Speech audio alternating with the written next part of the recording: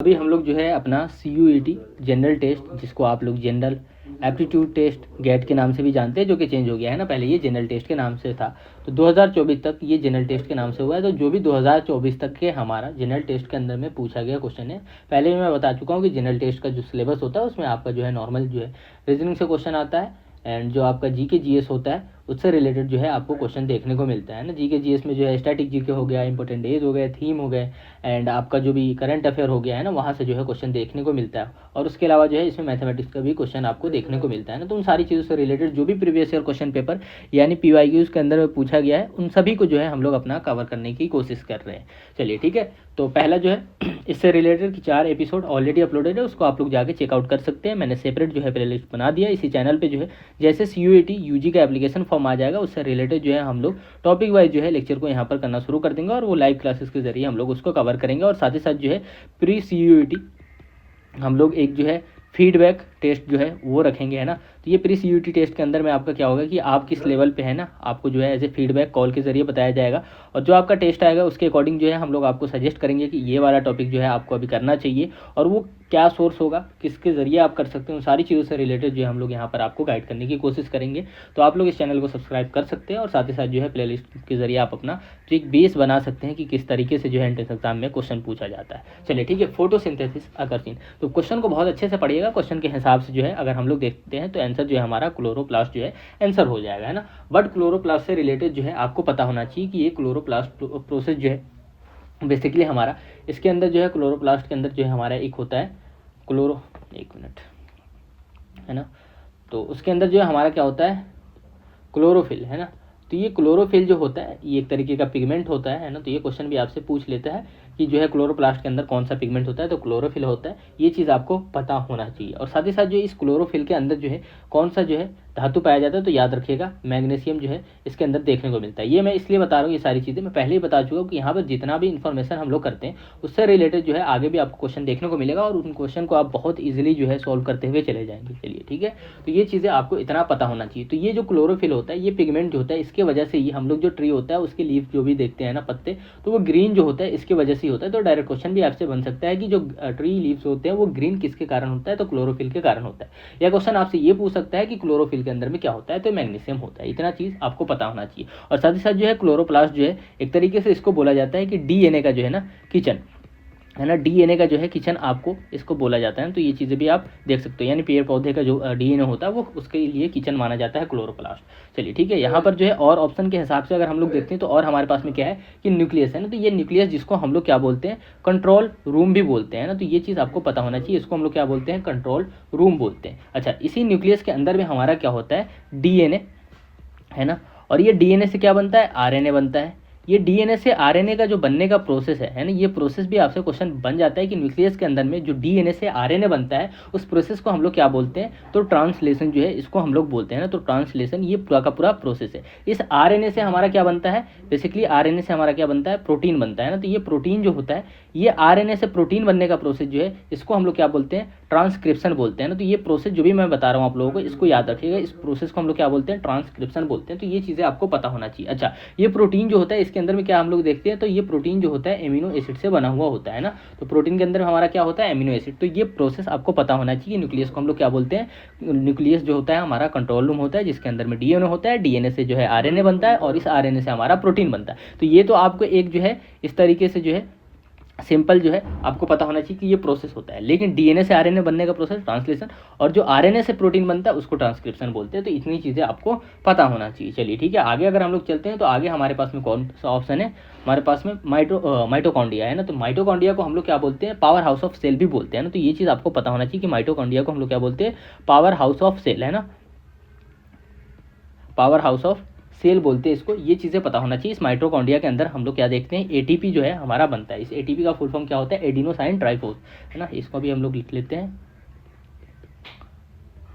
Adenosine ट्राइफोस, है ना। तो ये जो है इसके अंदर देखने को मिलता है। तो इसके साथ साथ जो है माइटोकॉन्ड्रिया के अंदर भी जो हमारा रेस्पिरेशन, है ना, रेस्पायरेशन, जो श्वसन प्रक्रिया होता है, यानी सांस लेने का जो काम होता है तो माइटोकॉन्ड्रिया के जरिए ही होता है। तो ये चीज़ भी आपसे क्वेश्चन बन सकता है, तो इसके बारे में याद रखिएगा कि इसको पावर हाउस ऑफ सेल बोलते हैं। इसके अंदर एटीपी हमारा बनता है। एटीपी जो है जिसका फुल फॉर्म क्या होता है, एडिनोसाइनो ट्राइफोस जो है इसका फुल फॉर्म होता है। और इसको जो है रेस्पिरेशन यानी जो हमारा बेसिकली श्वसन प्रक्रिया होता है ये किसके जरिए प्रोसेस होता है, तो माइटोकॉन्ड्रिया के जरिए होता है। इतना आई होप आप लोगों को पता होगा। चलिए ठीक है, इतनी चीज़ें, जो भी चीज़ें मैं बताता हूँ उसको आप लोग नोट्स बना सकते हैं, क्योंकि यहाँ पर थोड़ा सा लिखने में दिक्कत होता है, लेकिन आप ध्यान से जब चीज़ों को सुनेंगे तो आपका बहुत सारा चीज़ जो है क्लियर हो जाएगा। देखो जैसे मैंने आपको बताया वहाँ पर मैं एक चीज़ आपको बता रहा था, क्लोरोफिल है ना। तो अब उसको हम लोग देखते हैं। यहाँ पर क्वेश्चन पूछ रहा है कि मैच लिस्ट 1 विथ लिस्ट 2, ठीक है हम कर लेंगे। तो यहाँ पर सबसे पहले अभी हम लोगों ने यहाँ पर एक क्वेश्चन देखा था, ये फोटोसिंथेसिस वाला है ना। तो वहाँ पर हमने बताया था आपको कि क्लोरोफिल जो होता है वहाँ पर क्या देखने को मिलता है, मैग्नीशियम। तो यहाँ पर देखो सी का 1 कितने ऑप्शन में है हमारे पास में, सिंपल सा क्वेश्चन है,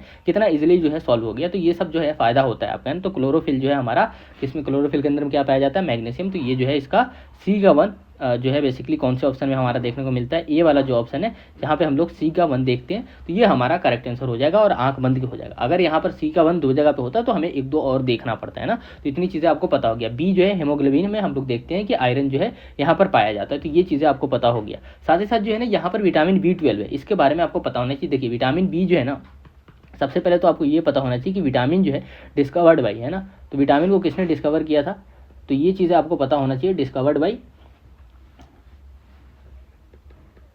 फंक है ना। और ये इन्होंने लगभग जो है 1911 में जो है ये किया था। अच्छा 1911 में एक चीज़ और हमारा होता है कि कोलकाता से जो है दिल्ली हमारा कैपिटल शिफ्ट होता है ना, कोलकाता टू दिल्ली जो है कैपिटल शिफ्ट होता है ना। तो दिल्ली जो है कैपिटल हम लोग देखते हैं कि शिफ्ट होता है। तो उसी साल जो है बेसिकली डिस्कवर किया जाता है किस चीज़ का, विटामिन का। तो ये चीज़ तो हमें पता चल गया। लेकिन हम लोग यहाँ पर बात कर रहे हैं विटामिन का। तो इसी तरीके से विटामिन 1 होता है, विटामिन 2 होता है, विटामिन 3 होता है, उसी तरीके से विटामिन B12 होता है ना। तो vitamin B1 B2 B3 B4 जो है इस तरीके से हम लोग देखते हैं बेसिकली हमारे पास में होता है। अब देखो कि यहाँ पर यह है कि विटामिन B12 जो है इसको नया साइन भी बोलते हैं ना, सॉरी B3 को जो है हम लोग नया साइन बोलते हैं। और उसके अलावा जो है विटामिन B1 को जो है थायामाइन बोलते हैं, है ना।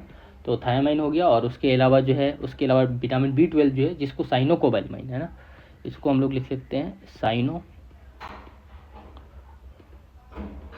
कोबालमाइन। ये कोबाल जो है, कोबाल मतलब कोबाल्ट है ना। तो ये कोबाल्ट जो है इससे निकल के आया ना। तो ये सब जनरल साइंस का क्वेश्चन है जहाँ से क्वेश्चन बन जाता है। तो साइनो कोबालमाइन, तो B12 में जो है हम लोग देखते हैं कि कोबाल्ट कहीं पर देखने को मिल रहा है। तो ए का जो है, सॉरी बी का जो है 2, बी का 2 भी अगर हम लोग ऑप्शन में देखते हैं तो बी का 2 जो है हमारे पास में कहीं, सॉरी बी पे नहीं है हमारे पास में विटामिन B12। ए का जो है 2 हम लोग देखते हैं कहाँ पर है, तो ए का 2 जो है 2 जगह पे। तो ये चीज़ें भी, इतना कुछ हमें पता होने के बाद भी हम यहाँ पर कंफ्यूज हो जाते हैं। इसलिए हमें अगर ये क्लोरोफिल वाला पता होता तो इस क्वेश्चन को हम लोग इजीली सॉल्व कर लेते। तो ये इसका करेक्ट आंसर क्या हो जाएगा, ए हो जाएगा।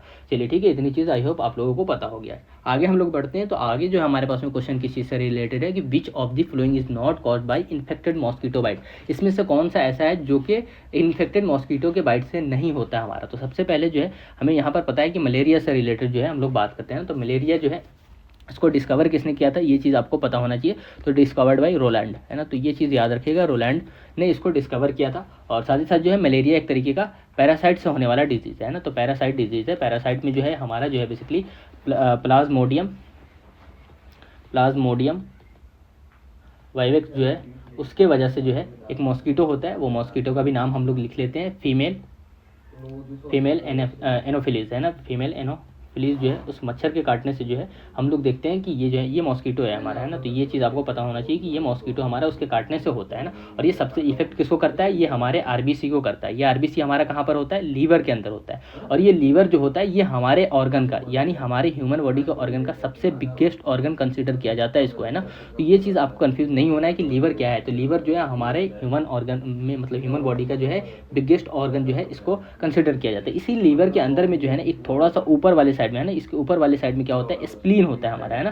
तो ये स्प्लीन जो है वहाँ पर होता है किडनी के ऊपर में ना। इस स्प्लीन को मैं इसलिए यहाँ पर बता रहा हूँ क्योंकि इसको जो है ना ग्रेव यार्ड ऑफ आरबीसी बोला जाता है ना, ग्रेव यार्ड ऑफ आरबीसी। तो ये क्वेश्चन भी आपसे बन सकता है कि ग्रेव यार्ड ऑफ आरबीसी किसको बोला जाता है, तो स्प्लीन को बोला जाता है। तो ये सब चीज़ जो है आपको पता होना चाहिए। साथ ही साथ जो है आरबीसी एंड WBC है ना, तो red blood cell and white blood cell जो है, आरबीसी का जो है लाइफ स्पैन जो है लगभग 120 डेज होता है। और उसी तरीके से WBC का जो लाइफ स्पैन होता है हमारा 4 to 7 डेज होता है। तो ये चीज़ आपको इतना पता होना चाहिए। देखिए यहाँ पर जो है मलेरिया किस चीज़ से हो रहा है, पैरासाइट से हो रहा है। बाकी येलो फीवर हो गया, प्लेग हो गया, डेंगू हो गया, ये सब जो है किस चीज़ से हो रहा है, मॉस्किटो के काटने से हो रहा है। लेकिन मलेरिया जो है हमारा बेसिकली किससे नहीं हो रहा है, मॉस्किटो को काटने से नहीं हो रहा है ना, तो ये चीज़ आपको पता होना चाहिए। चलो आगे हम लोग बढ़ते हैं। आगे जो हमारा क्वेश्चन क्या है उस पर हम लोग चलते हैं। विच of the flowing disease is called by protozoa. तो प्रोटोजोआ के काटने से कौन सा डिजीज जो है हमारा यहाँ पर होता है, तो ये चीज़ आपको पता होना चाहिए। चलो ठीक है, डिजीज कॉल्ड बाय प्रोटोजोआ। तो यहाँ पर जो है हम लोग देख रहे हैं कॉलरा है, निमोनिया है, डिप्थीरिया है, मलेरिया है। तो यहाँ पर जो है प्लेग जो है हमारा किस चीज़ से पूछ रहा है, यहाँ पर क्वेश्चन क्या था हमारा, कॉल्ड बाय इन्फेक्टेड, सॉरी। तो इसका जो है करेक्ट आंसर हमारा क्या हो जाएगा, मलेरिया नहीं, इसका प्लेग आंसर हो जाएगा ना। तो प्लेग जो है ना बेसिकली किस चीज़ से होता है, सॉरी ये पैरासाइट भी तो बैक्टीरियल डिजीज में आएगा ना, क्योंकि ये मॉस्किटो के काटने से हो रहा है, तो ये इन्फेक्टेड मॉस्किटो से पूछ रहा है। तो प्लेग का जो है इसका करेक्ट आंसर क्या हो जाना चाहिए हमारा, प्लेग जो है किस चीज़ से होता है, रोडेंट्स यानी जो कुतरने वाले होते हैं ना, तो रैट से जो है इसका देखने को मिलता है। तो रैट से जो है ये चीज़ होता है, और इसको हम लोग प्लेग को जो है ब्लैक डेथ के नाम से भी जानते हैं ना। तो ये चीज़ आपको पता होना चाहिए। यहाँ पर हम लोग इसको थोड़ा सा गलती कर देते हैं, तो ये चीज़ आपको पता होना चाहिए। चलो ठीक है, अगला जो क्वेश्चन है हमारे पास में किस चीज़ से रिलेटेड है, और भी कुछ ऑप्शन है क्या हमारे पास में, ओके डेंगू से रिलेटेड थोड़ा सा हम लोग देख लेते हैं। डेंगू भी यहाँ पर, क्योंकि ये सारी चीज़ें जो भी मैं आपको बता रहा हूँ ना, इससे आपको बहुत सारा आगे हेल्प मिलेगा। तो ये एक तरीके का हमारा वायरल डिजीज़ होता है, जो कि एडीज इजिप्टिस जो है उसके काटने से होता है। और ये ज़्यादातर हमारा जो है प्लेटलेट्स डाउन जो कर देता है ना, तो प्लेटलेट जो भी होता है उसको डाउन करने का कोशिश करता है, मतलब उसको ही सीधे डाउन करता है, तो उससे जो है तरीके से मरने की जो है क्या बोलते हैं उसको, मरने के चांसेस बढ़ जाते हैं ना। तो उसमें जो है इंसान अपना सांस खो देता है। चलो ठीक है, आगे हम लोग देख रहे हैं। आगे हमारे पास क्वेश्चन क्या है कि disease is caused by protozoa से क्या होता है। तो देखो प्रोटोजोआ से जो है मलेरिया जो है आपका होता है, ये चीज़ तो हमें पता है। ठीक है, अब मलेरिया होता है तो ये इसका जो है करेक्ट आंसर हो गया हमारा। चलो ठीक है, लेकिन कॉलेरा जो है ये किस चीज़ से होता है, तो ये एक तरीके का हमारा बैक्टीरियल डिजीज है ना, तो ये बैक्टीरिया से होता है। निमोनिया किस चीज़ से होता है ये हमारा, तो ये भी जो है बैक्टीरिया से होता है हमारा, है ना। और उसके अलावा जो है बेसिकली ये भी, चलो ठीक है बैक्टीरिया कर लो आप लोग इसको, है ना। और उसके अलावा डिप्थीरिया भी हमारा ये किस चीज़ से होता है, बैक्टीरियल डिजीज होता है ना, तो ये भी बैक्टीरिया से होता है। बट मलेरिया भी हम लोगों ने देखा किस चीज़ से होता है, ये हमारा प्रोटोजोआ से होता है ना, तो ये प्रोटोजोआ से होता है। तो इस चीज़ के बारे में आपको पता होना चाहिए। आगे जो हम लोग चलते हैं, ऑथर ऑफ द शाहनामा। तो ऑथर कौन है शाहनामा के, ये चीज़ आपको पता होना चाहिए। तो एक एक करके जो है ना यहाँ से जो है कुछ क्वेश्चन आपको रीजनिंग के भी देखने को मिलेंगे, और कुछ क्वेश्चन जो है आपको बेसिकली जीके जीएस वाला जो है इंपॉर्टेंट जो भी टॉपिक्स है उससे रिलेटेड आपको देखने को मिलेंगे। तो यहाँ पर हम लोग देख रहे हैं कि इसका जो है अगर आंसर हम लोग देखते हैं तो शाहनामा के ऑथर जो है फिरदौसी है। लेकिन यहाँ पर जो गजनवी था, है ना, तो गजनवी के जो है ना कोर्ट में 4 लोग थे जिनका आपको पता होना चाहिए, जिसको आप लोग याद कर सकते हैं अफ़ू के नाम से, है ना। तो ये अफ़ू जो है, एक तो यहाँ पर आपको अलबेरौनी, है ना, अलबेरौनी, और उसके अलावा जो है फिरदौसी, और उसके अलावा जो है फारूकी एंड उत्बी। ये 4 लोग जो थे गजनवी के कोर्ट में थे। तो ये चीज़ आपको पता होना चाहिए। अब देखो अलबेरौनी ने क्या लिखा था, किताबुल हिंद, है ना, किताबुल हिंद जो है किसने लिखा है, तो अलबेरौनी ने लिखा है, ये चीज़ आपको पता होना चाहिए। और ये फिरदौसी जो है ये किसने लिखा था, ये क्या लिखा था, शाहनामा, है ना, तो ये शाहनामा लिखा था। तो ये चीज़ आपको पता होना चाहिए। अब साथ ही साथ जो है यहाँ पर एक और ऑप्शन है जो कि बहुत ज़्यादा इंपॉर्टेंट है हमारे लिए, वो अमीर खुसरो है ना। तो अमीर खुसरो को जो है हम लोग क्या बोलते हैं, फाउंडर ऑफ सितार बोला जाता है। तो ये क्वेश्चन भी आपसे पूछा जा सकता है, और ऑलरेडी पूछा गया हुआ है करंट एग्जाम में, है ना। और साथ ही साथ जो है इनका टाइटल क्या था, ये चीज़ आपको पता होना चाहिए। तो टाइटल इनका जो था पैरेट ऑफ इंडिया, है ना। तो पैरेट ऑफ इंडिया किनको बोला जाता है, पैरेट ऑफ इंडिया का जो टाइटल था किसका था, अमीर खुसरो का था। इनका जो है असल नाम जो है आप लोग मुझे बताइएगा कमेंट करके, वैसे मैं बता दे रहा हूँ, अबुल हसन जो है इनका रियल नेम था, है ना। तो अबुल हसन जो है किसका, इनका अमीर खुसरो का जो है रियल नेम था, है ना। तो ये चीज़ बहुत ज़्यादा इंपॉर्टेंट है कि ये पूछ सकता है डायरेक्ट कि अमीर खुसरो का रियल नेम क्या था। तो अबुल हसन जो है इनका रियल नेम था, ये चीज़ आपको पता होना चाहिए। टाइटल क्या था, पैरेट ऑफ इंडिया था। और इन्होंने जो है बहुत सारी मतलब एक तरीके से उर्दू को मतलब बहुत ज़्यादा जो है प्रमोट किया, और उनके लिए बहुत ज़्यादा काम भी किया। चलो ठीक है, और उसके अलावा जो है अबुल फजल ने क्या लिखा था, यहाँ पर एक और ऑप्शन है हमारे पास में, इसने लिखा था अकबरनामा, है ना। तो ये हमारे लिए बहुत ज़्यादा इंपॉर्टेंट हो जाता है कि ये सब जो भी बुक वगैरह है इस तरीके से राइटर के बारे में आपको पता होना चाहिए। चलो ठीक है, अगला जो है हमारे पास में the author of epic Raghuvansh, है ना। तो रघुवंश जो है एक तरीके से हमारा महाकाव्य है। इसको किसने लिखा है, तो कालिदास। इसको जो है इंडियन शेक्सपियर के नाम से भी जाना जाता है ना। तो इंडियन शेक्सपियर के बारे में आपसे अगर पूछ ले कि किसको हम लोग इंडियन शेक्सपियर के नाम से जानते थे, तो हमारा जो यहाँ पर आंसर हो जाएगा कालिदास, जिसको हम लोग जानते थे। अब यहाँ पर देखो कि शेक्सपियर ऑफ इंडिया इनको जो है बोला जाता था, है ना। चलो ठीक है, और भी कुछ है, कालिदास, भवभूति, ताराशंकर, शूद्रांक। चलो ठीक है, आगे भी हम लोग इनसे रिलेटेड और क्वेश्चन करेंगे। नागानंद, प्रियदर्शिका एंड रत्नावली, है ना। तो नागानंद एंड प्रियदर्शिका एंड रत्नावली जो है इसको किसने लिखा है, हर्षवर्धन ने लिखा है, या बाण भट्टे ने लिखा है, या कालिदास ने लिखा है, या विशाखा दत्ते ने लिखा है, कौन लिखा है ये आपको बताना है। चलो ठीक है,